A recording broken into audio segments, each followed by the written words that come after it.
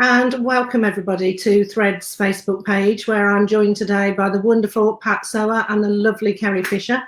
Kerry and Pat are the authors of this book, which is called Take My Hand. I'm just going to read the retailer description of the book, ladies, if you don't mind, just before I get you to introduce yourselves. So in this heartfelt, brave and honest account, Kerry Fisher and Pat Sowa share everything they've learned from surviving the darkest of times and how they found hope in the deepest despair. Best friends Kerry and Pat had their worlds crash down when their teenage sons were both diagnosed with life-threatening illnesses within weeks of each other. Together, these two ordinary mums found a way to navigate a new normal in an isolating world. With raw honesty, they share the things they've learned and what they wish they'd known, from how to tame raging mother guilt to restoring their natural optimism in the aftershock of tragedy. Take My Hand is a very personal story of the experience of grief and loss, love and friendship that connect us all, offering a lifeline both to those overwhelmed by heartbreak and for friends and family who don't know how to help. Most of all, it's a powerful reminder that no matter how difficult life gets, you are not alone. And just 3 of the comments on the back of the book. We have a gripping and heart-wrenching read about motherhood, friendship and courage, and that comes from Gill Paul, who's a best-selling author. The book felt like a love letter to friendship and family, and that's from Millie Camley, who's the CEO of the Institute for Turnaround. And Beth Miller, who's another best-selling author, said this should be given to everyone as a part of a manual for life. Kerry and Pat, thank you so much for joining me today to come and talk to me about Take Your Hand. Take My Hand, even. I'm doing really well at the moment, aren't I, Pat, for changing the name of the book all the time? Last time I called it Take My Hand. It's my fat fingers, I'm afraid. We are joined by a few people in the background today, so it's lovely. If you have any questions, pop them in the comments and we will hopefully get to them. If we don't, I'm sure we can come back at some point. But can I get you ladies just to introduce yourselves first, talk about how you met and how long you've been friends for. So if I can come to you first, Pat. Yeah, so obviously I'm Pat because that's the one who's speaking, and 2 questions in there. Who am I? I'm still working that out, but I'm a mum, a former head teacher, and now, much to my great surprise, a best-selling author with Take My Hand. Never expected to be at this point in my life, and I'm doing lots of different things now, so doing mental health first aid training and speaking about mental health and all of those kind of things, as well as doing some work advocating for suicide prevention with the NHS and with the government and Public Health England. Kerry and I met at university. I think we met in Freshers Week, didn't we, Kerry? And we've been friends ever since. 1984. Great year for a book. I have to say, I love the way, Pat, your face just lit up when you talked about when you met Kerry, and that just shows me friendship right from the word go. Just thinking about all those things that we can never share here. Oh, we want to talk about them all today, Kerry. And Kerry, would you like to tell us a little bit about your background? Sure. So I'm Kerry Fisher. I write novels, not non-fiction. And Pat and I often talk about our non-fiction book, Take My Hand, as being the book we didn't want to write. But we're really glad we did, actually, because we've had some tremendous feedback, and we'll get to that later on. But it's possibly, I've written 8 novels. One's coming out at the beginning of August. But possibly this is the book that I am proudest of, and I hesitate to say that because it came from such horrible circumstances, but it's probably the book that I feel will make the most difference in the world. So I am very, very proud of it. And yes, as Pat said, we met in 1984 at university. I mean, that's well over 30 years ago, but it really doesn't seem that long ago since we were those. Although I have to say, it does seem a long time since I was as carefree as I was then. I think this time, about probably just over 30 years ago, we were at Glastonbury cleaning our teeth in lager and in the mud. And honestly, there's a little bit of my heart that yearns for that. Oh, it's maybe not the mud. So can you tell us a little bit about the circumstances around why you needed to write To Take My Hand? Kerry, if I can come to you first. Sure. So it was back in 2017. At the time, my 17-year-old son was diagnosed with cancer in August. And Pat, literally, I think he went into hospital on the Friday, and by the Sunday, Pat had come down to dog walk, cook, take over the household, whilst I was just in that absolutely shell-shocked thing that I just couldn't believe that my 17-year-old, who'd just been in Australia on rugby tour, had been taken into hospital for an X-ray because he had this persistent cough, and then our whole world completely imploded. So Pat was one of the first people to come down and help. I think she was the first. And honestly, having somebody that knew me really well, that I could just be absolutely honest about everything I was feeling and worrying about, was just, it's just gold. You know, you don't get it very often in life, that you have people that you can just spill out your worst fears, your worst thoughts, your mean and awful thoughts. So that was fantastic. What we hadn't bargained on was that probably it was just about literally a month later, Pat's son became very ill with severe social anxiety.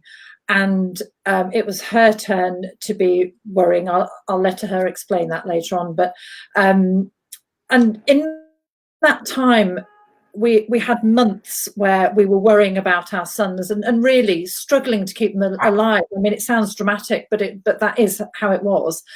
And it was just wonderful, if that's, I know that sounds like a weird word, but it was so nice to have somebody else who understood my fear and everything that was going on for me. I mean, they had different illnesses, but it was just so comforting to have another person that knew me really well, who really understood. And I'll always be super, super grateful for that. Thank you for sharing that, Kerry.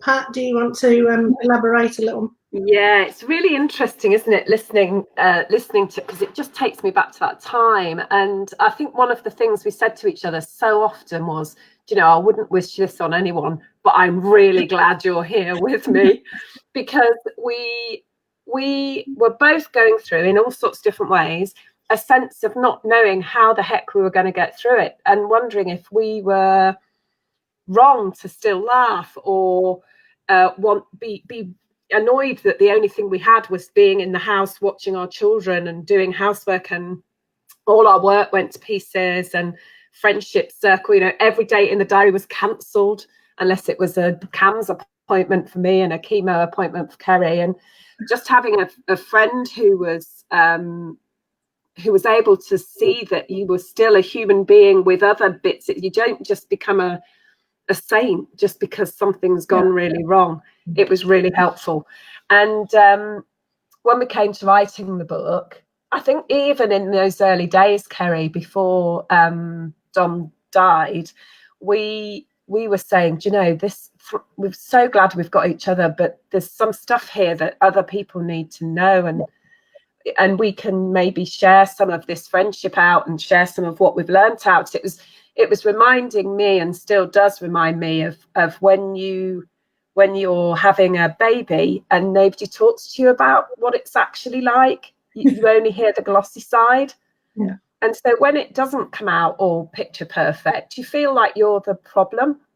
Yeah. And that's a bit what this was like for me. I don't know for you, Kerry. So I felt really strongly, partly, that if I was able to speak about it, maybe other people would then feel a bit less alone. So it's a bit of a mission for me, really, to share some of what I felt I wish I'd learned before. Yeah. So how did you go from having a conversation saying we should write about this sort of in a jokey way to, you know, the fact that now we have Take My Hand? How did that kind of process happen? Pat, can I come to you first? Yeah, I mean, obviously for me, I was a rookie writer. So how lucky am I in the unluckiest of worlds that I've got a friend who's spent 10 plus years learning her craft and was generous enough to share it with me. So Kerry, after about, I think it was about 6 months in, she braved the conversation and said, we are serious about that book, because if you are, I think we need to get together. And she booked a writing retreat. And I in my head was going to be heading off to a gorgeous cottage, probably overlooking the sea or a mountain, very idyllic, Peterborough. So yeah, Premier Inn. She said, the thing with a writing retreat is you don't want distractions, Pat. So I don't want you looking out of the window at something really romantic and exciting, because you won't concentrate. And to be honest, Kim, it was just hard graft from that moment on.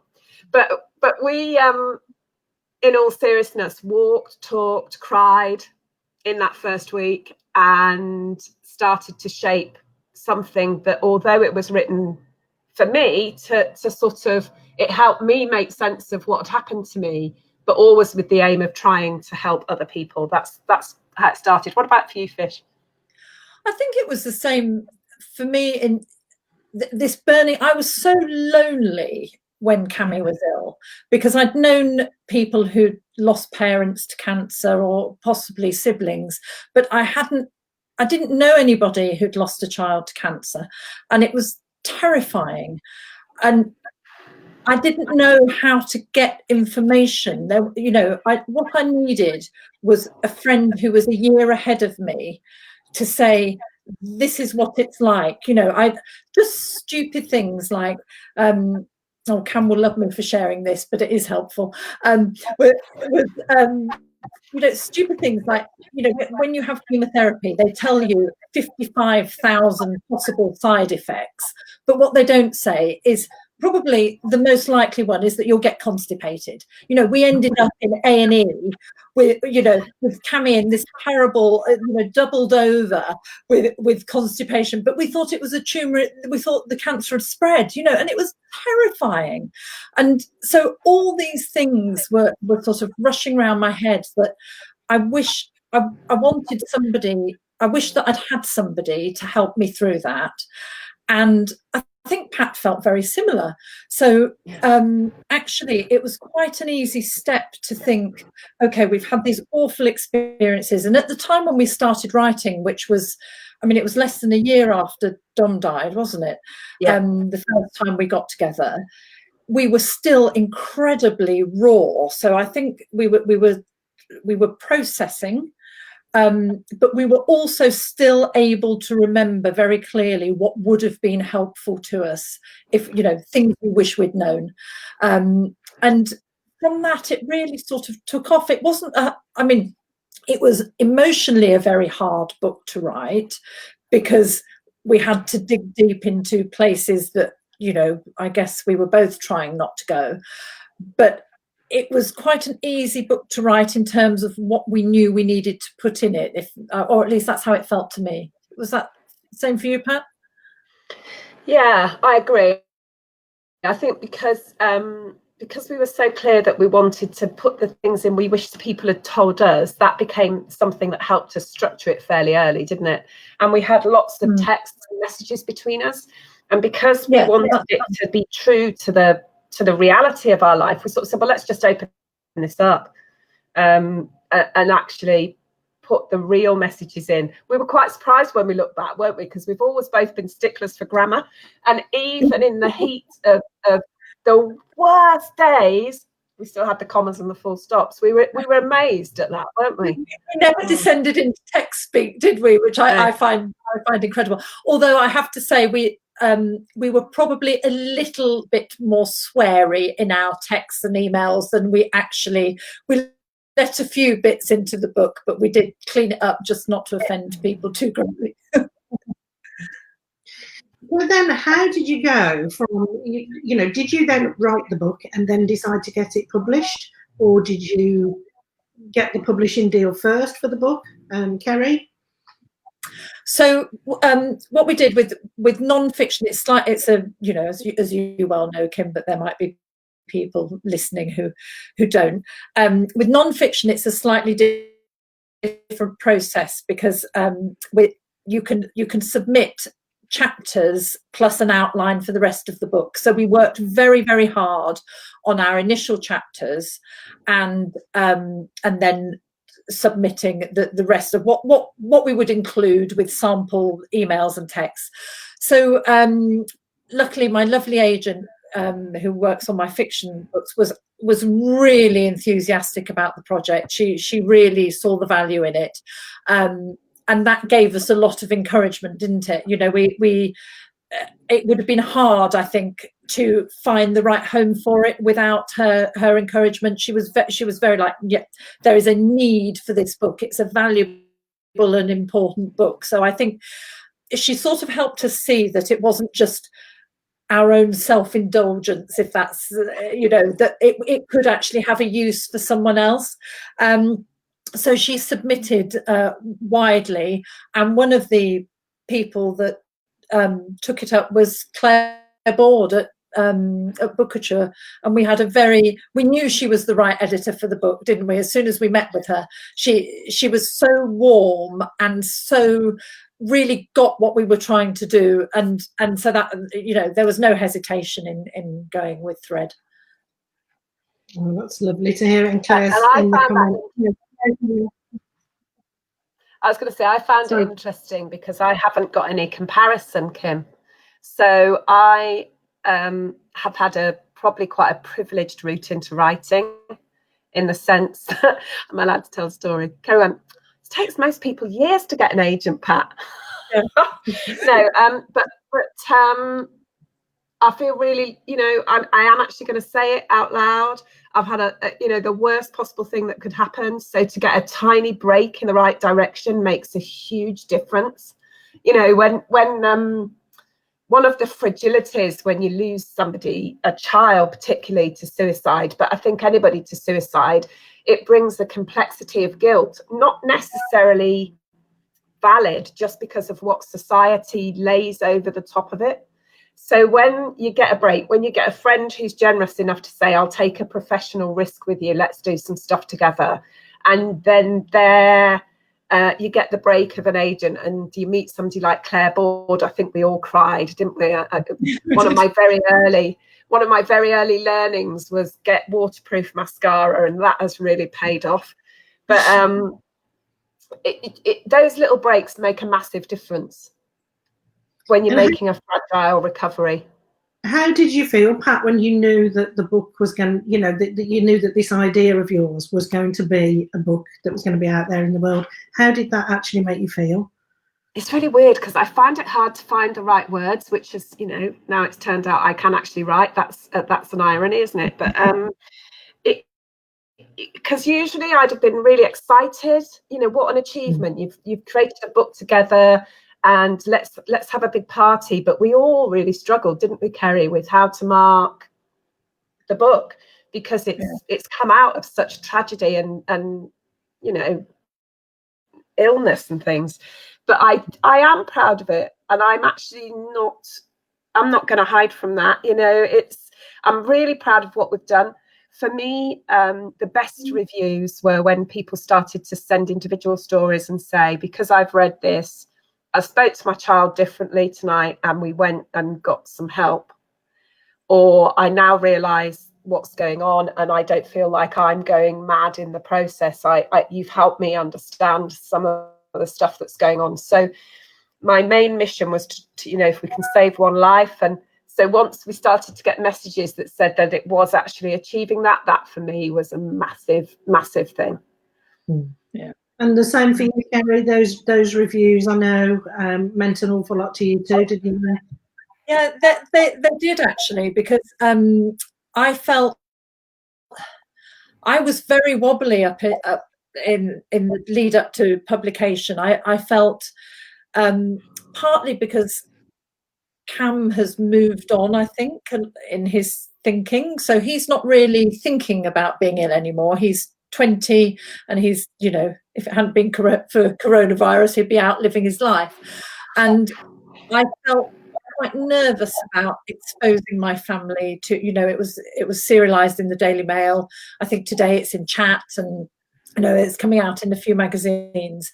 And I wonder, I did ask myself a few times. I mean, Cammy was very on board with doing the book, and he really felt quite strongly that he was happy to have his story out there. I read all the bits about him to him, which he laughed and then just said, "Oh, what about this bit, Mum? You've forgotten that." But I did feel nervous about putting my family under the spotlight. In the end, it hasn't felt so much like that. You know, what I worried about hasn't, touch wood, so far hasn't come to pass. And that vulnerability has easily been outweighed by the incredible messages I've had. I've had two in particular that stand out in my mind from mums who have sons with cancer as well. And one mum in particular whose son had only just gone into remission. And it was just so wonderful to see that the book had helped them, that it had, you know, it had made them think, it's, you know, coming back to what Pat said, that they weren't going mad, that it was okay to feel like this because they'd had such incredible trauma.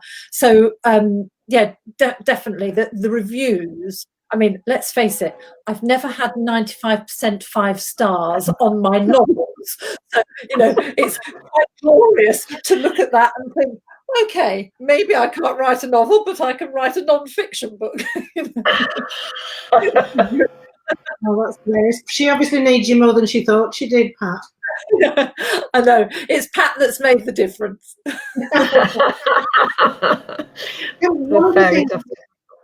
One of the things that struck me when I was reading the book is that you both, through your journeys, your very different journeys, but there wasn't an awful lot of help out there for either of you. How do you think that affected things along the way? Pat, if I can come to you first.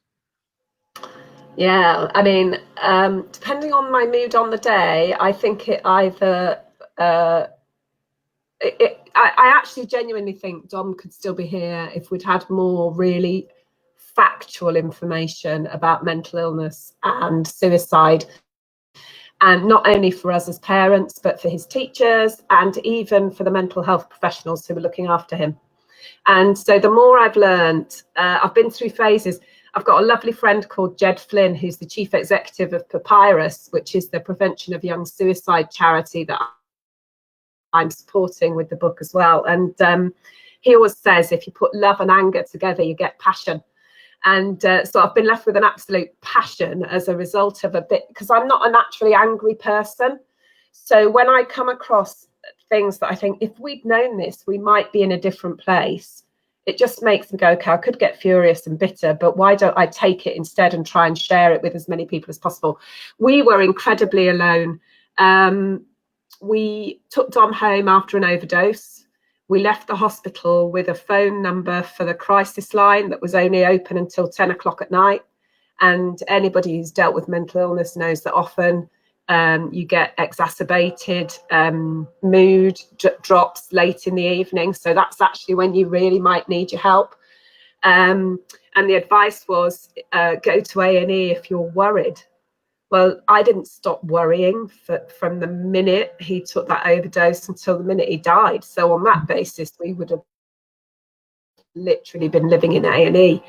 And in fact, one of the things that I discovered was a parent support group, but they met on a Wednesday evening once a month. And I missed the first meeting in the first month. And by the time we got 4 weeks later, Dom wasn't well enough to leave.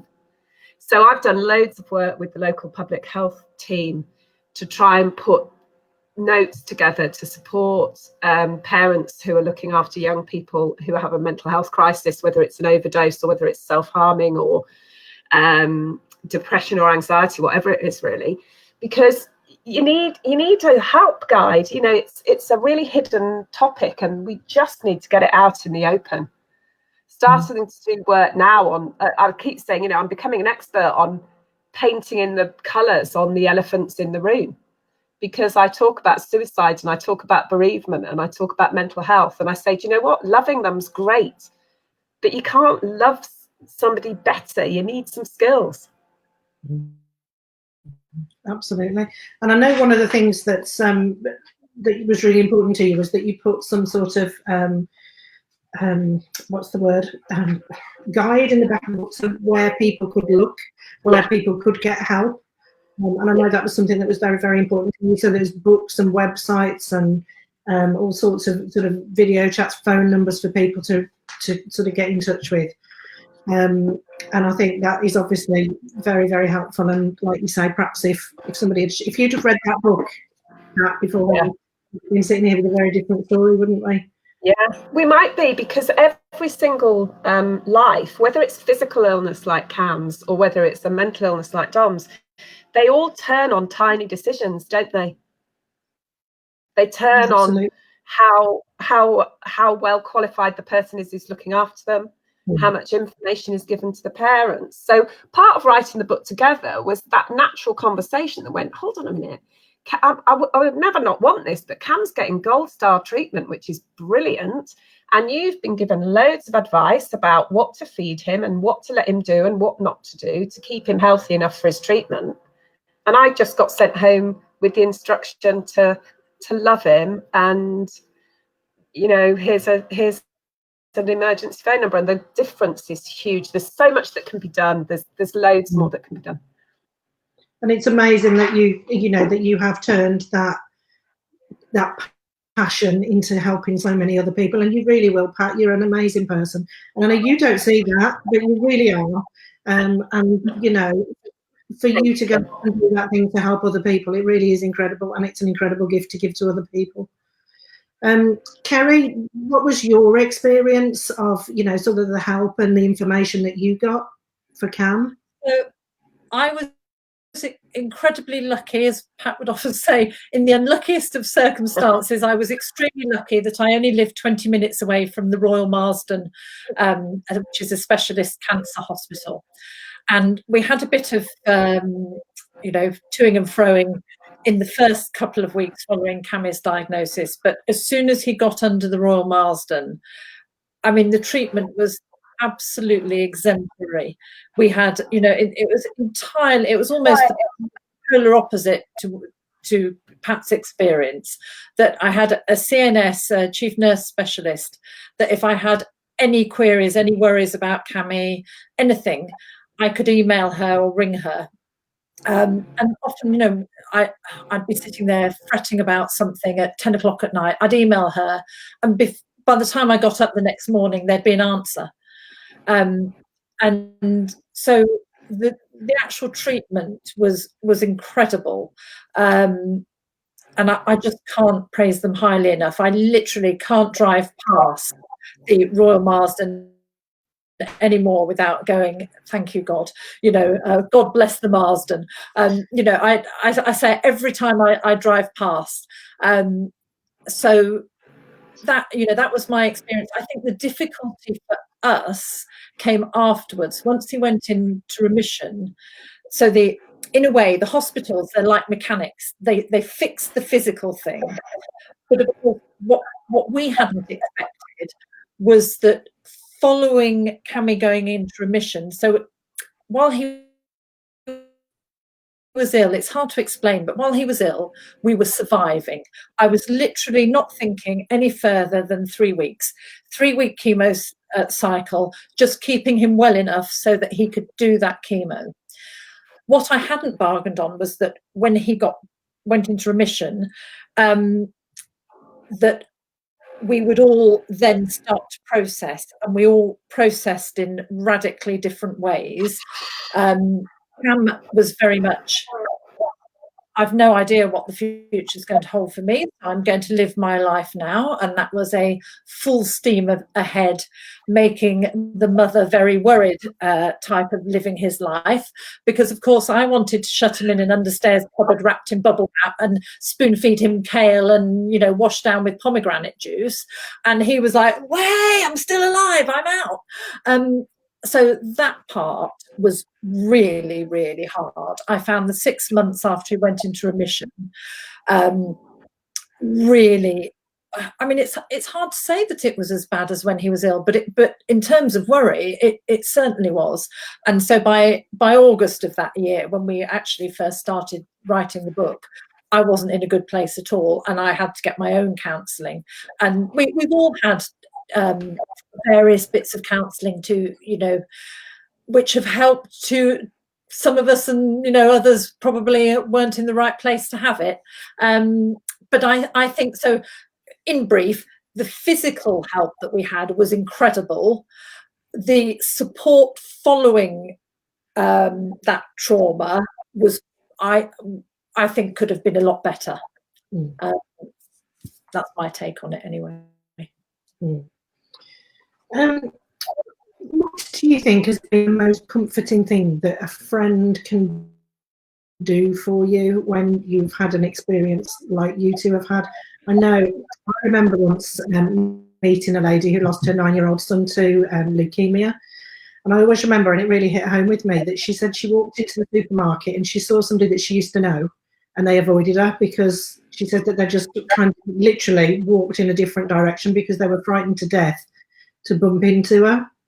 And she said she also, I'll never forget her words, and she said that somebody rang her up the day after the funeral for her son and said, right, you know, you've got to kind of get on with your life now and, you know, carry on and get on with things. How you know, how sensitive, honestly, to say that. But what would you advise people?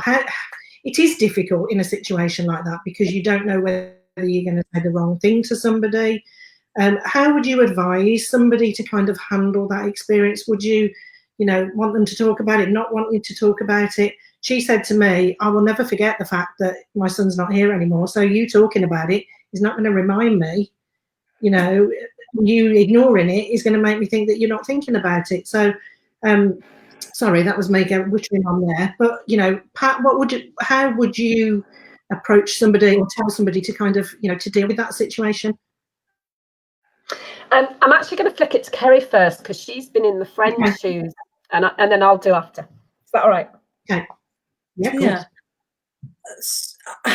So, I mean, for me, when I had a lot of that when Cammy was ill, that friends, really good friends, just disappeared completely. I just, you know, they just couldn't handle my level of pain. I mean, obviously I wasn't great company, so I can understand that I wasn't, you know, your best dinner party guest, but at the same time there were some friends who really stepped up and some who completely disappeared.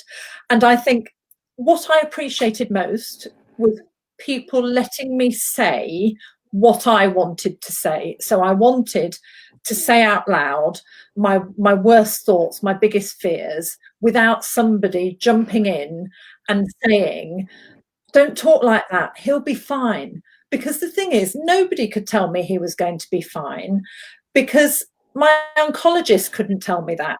So, you know, some lay person who, I mean, how do they know? They effectively what it feels like, and I know that it's meant with the best of intentions, but it feels like somebody's saying to you, can we stop this conversation because it's too uncomfortable for me?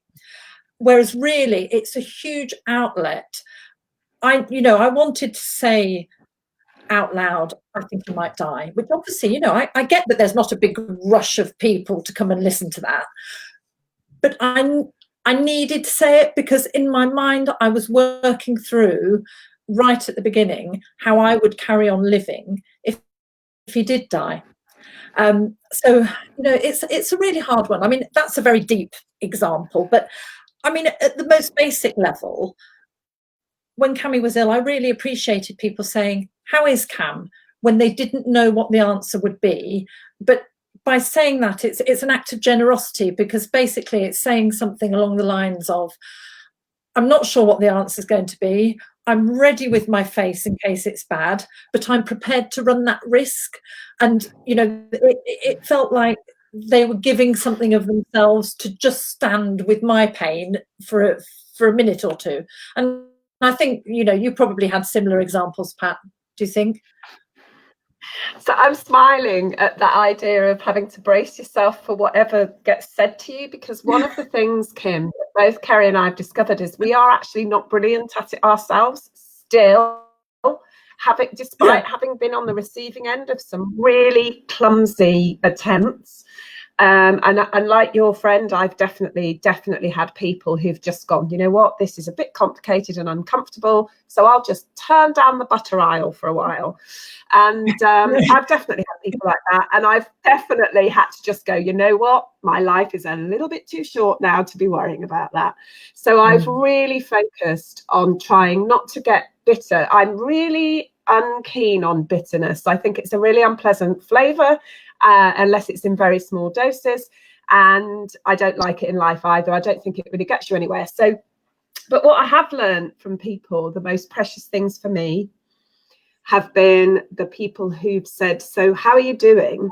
And then they've let me actually say how I'm doing. Because I think, certainly for me, I've always felt quite a lot of pressure to be the cheerful one. I've always been really funny. I've made people laugh. I can see the bright side of everything.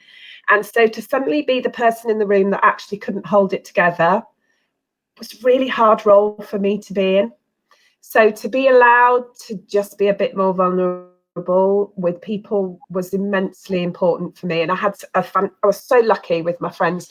Somebody else said, you weren't lucky, Pat, you invested for years. And I suppose that's the other way. You know, I've been really careful about the friends that I've had around me. I'm very lucky to have people who I love and who love me back. And they let me talk, you know, so they let me say, I feel like I was a really bad mother and I should, you know, the one job you should be able to do is keep your child alive, and I've completely failed.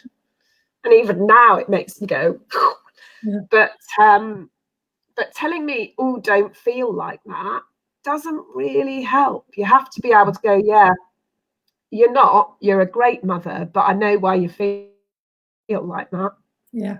And then on just a practical level, I've got a friend who's a nurse, and she was really good at going, how can I help right now? And I must have used that phrase a million times since then. And she always used to check, what are you going to do when we've finished talking? And it was her way of saying, where's your next tiny minute forward from here? And sometimes that's literally all I had, was just, what's the next minute? And is the next minute going to make me feel better or worse? And I've become a bit better myself at going, actually, a walk around the garden will make me feel better. So that's what I'm going to do. And even if it's microscopically better, that's a step forward, isn't it? You both talked about recognising the little things in life that did help you to move forward. What little things did you do, like a walk around the garden, or, you know, taking the dog for a walk? I know for you, Kerry, was something that was really important to you. What little things like that did you use to help you to move forward? I think you called it in the book your emergency top 10s you talk about. Yeah, I mean, they're a good, I'll go first, Fish, if that's right. There's a good, I've got a much wider range of them now than I had then. And I was really lucky, you know, I talk in the book about the mantra, and I absolutely had it of retreat, restore, relaunch. And I felt really strongly I'd had a huge trauma and I needed to work on that. And I felt that very strongly from the beginning. And I now would add repeat at the end, because I think I was expecting that to go in a linear way, but actually it just keeps rolling through in a different rhythm. But at the beginning, I was given the advice by a great life coach called Viv, who said, go for a walk every day, doesn't matter how short, notice something beautiful in nature. And that was massive for me. And then loud music. So, you know, I do blast the Who out at full volume and sing all the lyrics and dance around for myself as well. Cooking, lots of things. There's a load of really interesting research about small hand movements helping you process stuff in your mind. One of my friends taught me to crochet. The first scarf is of an unusual shape, but it is a scarf. It sits in my drawer, and that I've crocheted practically non-stop. There was a phase where by 3 o'clock in the afternoon, if I hadn't crocheted, my brain was starting to unravel and get tangled like a ball of wool, and somehow doing a bit of knitting managed me to sort it out. That's a few of mine, but yeah, I've got loads. I pick them out according to the mood. And for you, Kerry? Nature's been a very big one for me. I get a lot of solace in the garden, and weirdly, I think, so Cami went into remission in January, and all through that sort of spring, seeing the daffodils come up and the tulips and the snowdrops, I felt real comfort from seeing the world continue to plod on, despite, because when you have a huge trauma, it feels like the world should just stop. You can't even believe that the sun keeps coming up every day, because it just feels so like your world has ended. And I did really enjoy seeing that, and I've got lots of daffodils in my garden, so every morning I'd make sure that I walked around them all, and literally, I was like that mad flower woman, bending down and going, thank you for making the effort to come up. I really did start. I do talk to my plants a bit. Like, much, obviously you can imagine how much my kids love that. So nature, definitely. And I've got a lot to thank the dog for, because after Cami went into remission, because my life had been reduced to being at home, really, I'd stopped work for a bit, and my life was literally home, school if something had happened, and hospital. It's probably not dissimilar a bit to how I feel now after the coronavirus, that life had reduced into such a small area that I needed a reason to go out.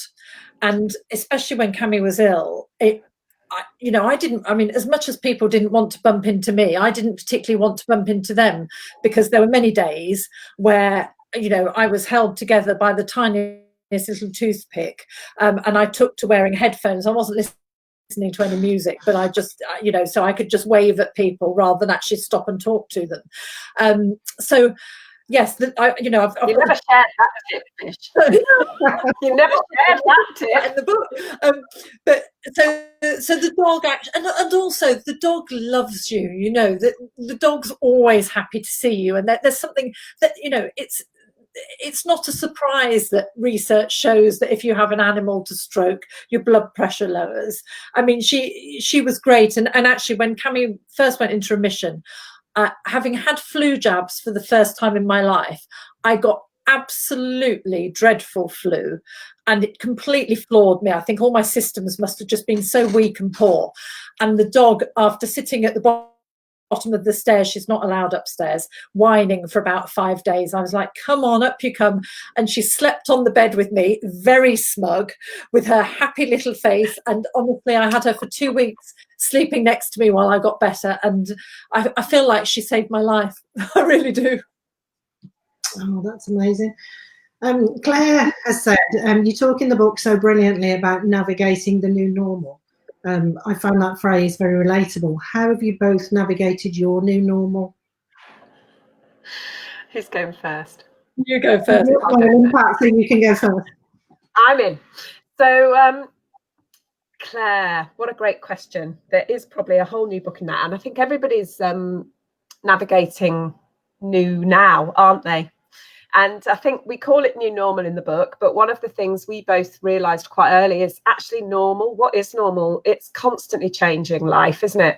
And one of the hardest things is trying to create enough stability. And I think loads of us are going through it now as we come out of this lockdown and work out what we're doing. But for me, I had some very clear, I drew on everything I'd ever learned about positive thinking and positive psychology and solutions, focused management and trauma for children and bereavement, because I'd lost my own parents. I had a really strong sense of mission. I've learned to call it my survivor's mission over the last couple of years. That came to me later, about stopping it happen to other people, because it just felt so wrong. But about really what I've ended up doing is trying to create a world where I use Ikigai, if any of you have ever used that kind of method. So it's meaning for me, meaning for the world, something that means I can afford to buy some food and put it on the table, and something that I have a passion for. And in the middle of that little Venn diagram is Take My Hand, and is teaching people about mental health and talking about my experience so that other people can avoid it.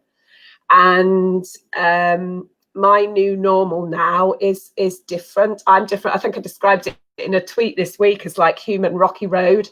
All the bits are still there, but they're all muddled together and wrapped in quite a lot of chocolate. But it's about, for me, accepting that having a vision about your life isn't one fixed point. You know, when I look back over the last 55 years, I've had to reframe the vision every time something's shifted. And this time, I remember saying to Kerry very early on, I don't want to be defined. I don't want to be defined by this. It's not the thing I want to be remembered for. But actually, I've come to realise that it would be an absolute denial of who I am to not have that as part of my identity. So I've assimilated it. And I expect life to keep changing and throwing challenges, because unfortunately the road doesn't smooth, does it? It just changes. And I try and enjoy it. And I give myself full permission 99.9% of the time, just like 99.9% of bacteria are killed by spray on anti-bac spray. You know, 99.9% of the time, I give myself permission to enjoy life and to take the breaks when they come. Absolutely, thank you for sharing that. What about your new normal, Kerry? I mean, obviously mine's been different from Pat's, but I suppose the biggest thing in my new normal has been learning to live with uncertainty and fear. So there was this idea when, and probably, to be fair, I understand why people thought like this, because I think I thought like it as well. But when Cam went into remission, there was this idea that it was over, that we were done with that, and that we should be elated and joyful, which of course we were in a way. You know, there were hundreds of parents at the Marsden who would love to have been in my shoes, but there were no guarantees going forwards. So initially Cammy was having scans every 3 months. So what would happen is we'd have a scan, and then 6 weeks we'd be fine and we'd know that he was fine. And then gradually, as the next scan got closer, we'd have this 6 weeks of increased tension and worry, and everybody would react to that in a different way. Mine would usually, I'm a shouter when I'm worried about things, so the closer we got to a scan, the more I'd start shouting about how people had loaded the dishwasher wrong, or I don't know, left a cup out for me, another thing for me to clear up, and so it was so hard in a way to marry up relief, the expectation that everybody thought you would suddenly go back to normal. So, quite often I'd meet people, and if I was having a worried day, maybe 2 months in, they'd be like, "Oh, you're still feeling like this," and I'd be like, "Oh, my life, I barely feel like I've taken a breath yet." And it's probably only now, nearly 3 years on, that I feel reasonably steady on my feet, and and in a way I feel that that's very self-indulgent to say it's taken me 3 years to feel okay, to breathe and start to. I think one of the things that changes is that it's very difficult to plan for the future, because there's that. My counsellor said, your thoughts don't make things happen, which was very useful. But it's hard to sort of think, great, let's plan for a holiday, because there's that sort of, I always had this feeling that if I wasn't worrying enough, if I took the fact that my life would now be okay for granted, that, you know, some person sitting up in the sky would point the finger of fate at me and say, haha, just when you thought it was going to be okay. So I think the biggest navigation for me is trying to manage the uncertainty when human beings love certainty, you know. And we've seen a lot of this during this lockdown period, that you know, suddenly seeing the world in a different way and not being able to take things for granted has really had a detrimental effect on the sort of national psyche. And you know, I feel like I've been living like that for quite a long time now, although it has eased over time. It has eased, but it doesn't take much to make me very wobbly, you know. And honestly, the minute we hear a cough in the house, it's like this Pavlovian response of, why are you coughing? I've got a crumb stuck in my throat. Is it just a crumb? You know, I mean, honestly, cough is the real, I can hear it from a million miles away. Awful. Oh, who do you want to read this book? Pat? Well, I want everyone to read it, Kim, because I think it would be very easy to see it and think, oh, I don't need to read that because my children are absolutely fine, or I haven't got children, or my children have grown up. And in actual fact, what's in that book is about supporting each other, whether you're the one who's got the problem or not. And for me, it's about recognizing friendship. You know, what Kerry and I have been through happens to be a physical illness and a mental illness, but there's so many different challenges that life throws at people. And in those moments, you need your friends around you. And so ours are just two examples of the kind of traumas and challenges and upsets that life throws. So I'd like everyone to read it. I really think it is a life manual. And I want teachers to read it so they know how to interact with families and young people who are ill. You know, both of our boys came across teachers who were wonderful and teachers who just went, where's your homework? Yeah. And so I would like teachers to really interact with the book. And I know they are passing it on to each other and saying, OK, if we freeze frame either Kerry or Pat's story at different points, how could we as a school help? And also the nursing profession for the same reason, doctors and consultants, so they can see what it's like on the parenting side, because both of our boys were technically adult. Technically, we were on the sidelines of their medical treatment, but in reality, I don't know many parents of 17-year-olds who would wave them off with a Jaffa cake into the kind of illnesses that our boys were dealing with. So I really would like it to become a manifesto for change in how parents are involved in young people's care and how we talk about mental health for everybody, whether they're children or adults. There's so much to learn. Fantastic. And Kerry, same for you? I mean, I definitely agree with everything Pat said. I think I also feel that it's quite helpful to mothers. I mean, parents generally, but in particular because it is a story of motherhood. I think motherhood's hard. You know, you have many times where you're asking yourself, have I got this right? You know, where have I gone wrong? And you're feeling judged, especially if your child, you know, after Cammy went into remission, we had, you know, lots of tricky months, and I felt very judged, you know, that things were, that I somehow hadn't got it right.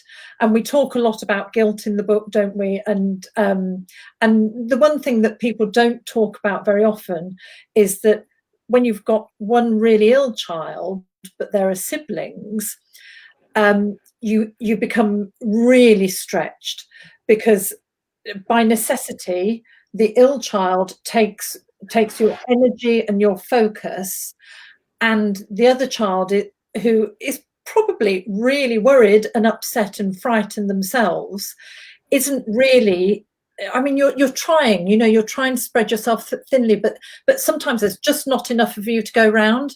And I think, I mean, obviously our cases were very extreme, but I think, you know, I've spoken to hundreds of mothers who feel guilt around something. Maybe a child has special needs, or maybe one child just does suck up the energy in a family, you know. And so I think it's quite helpful from that point of view to read about parenting and guilt and how to manage that. I mean, honestly, I don't want to sit here pretending I have all the answers, because I can literally lie awake thinking I got that so wrong, and that leads me on to the next bit, really, which is I've still got my son, and so I feel that I should be absolutely grateful every single day. But honestly, that's quite hard to keep up as well.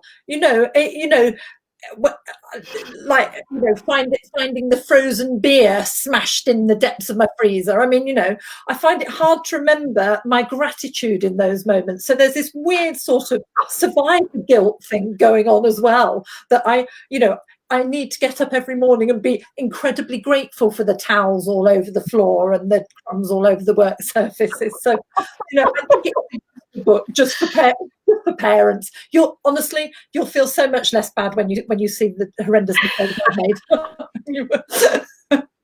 I think I'm just going to say really quickly, Kim, parenting is not a perfect art. And for Kerry and I, one of the things we really wanted to say is we're just humans as parents, but none of us deserve what both of our children went through. Yeah. Absolutely. I think the thing for me, we've talked a lot about what's happened and everything in this book. And one thing that we haven't really talked about is the thing for this book made me laugh. It did make me cry awfully, but it also made me laugh.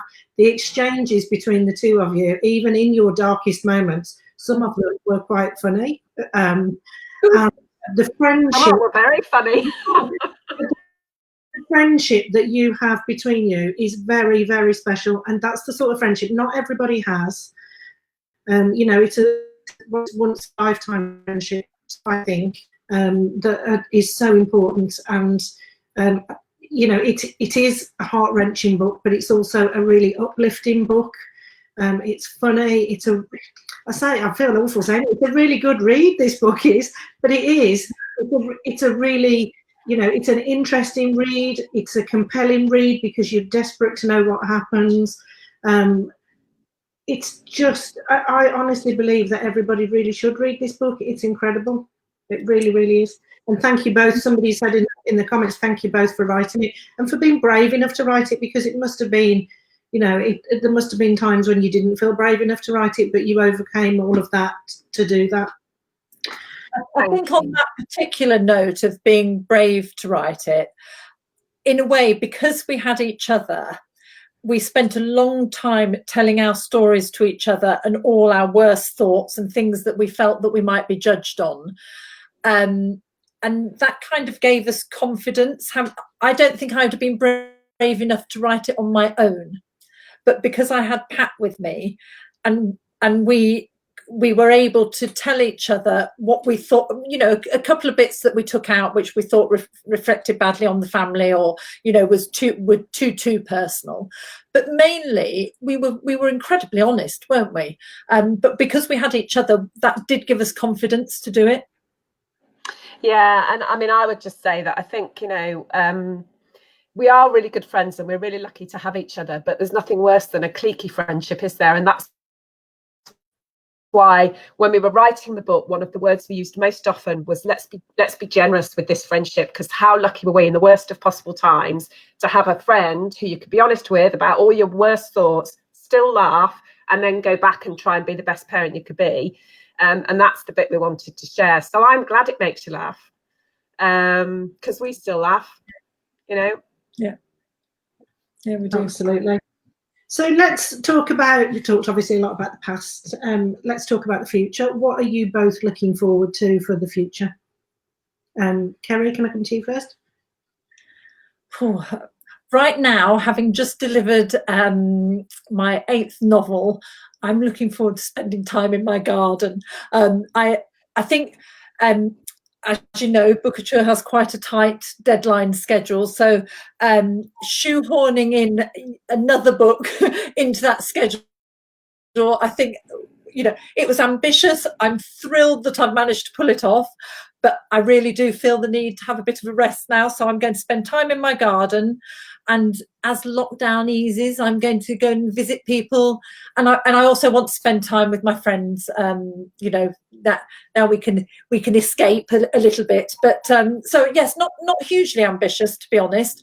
I just need time to rest and you know, refill the creative wells again now.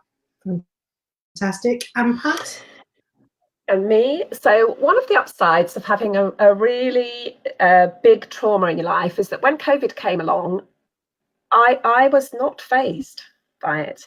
And I remember Kerry saying to me that Jenny Garris, is that the right pronunciation? Sorry, Jenny, had said, is Pat responding to this differently because of what's happened to her? And I was, because I was like, we live in the moment. We never know what's coming over the hill. We're going to make the moment lovely. And so that's what I've carried on doing all the way through lockdown. But writing this book for me gave me my voice in public, in the written word. For the first time, I've had a spoken word communication channel for quite a long time as a head teacher and then as a speaker, conference speaker on mental health and things. But this has given me a voice in writing, and so I'm at the point where Kerry's put the wind under my wings, and I'd like to keep writing. So my next job is to try and work without the stabilizers, although I might be asking for a little stabilization help occasionally, Kerry. Well, all I can say, Pat, is that my writing retreats are far more nicer places than Kerry's. I'd take you somewhere really nice where you've got a nice lake and nice views. I don't do You're wrong. Kerry, thank you so much for sharing your really honest thoughts with me today. I'm absolutely privileged to work with you on this book and getting it out into the world. I honestly do think it's a life changer. So Take My Hand is available on ebook, on in paperback, and also in audiobook. So you can get it in any of those formats. And it literally is a handbook that everybody should have for life. But I just want to give you a big, massive thank you for joining me today.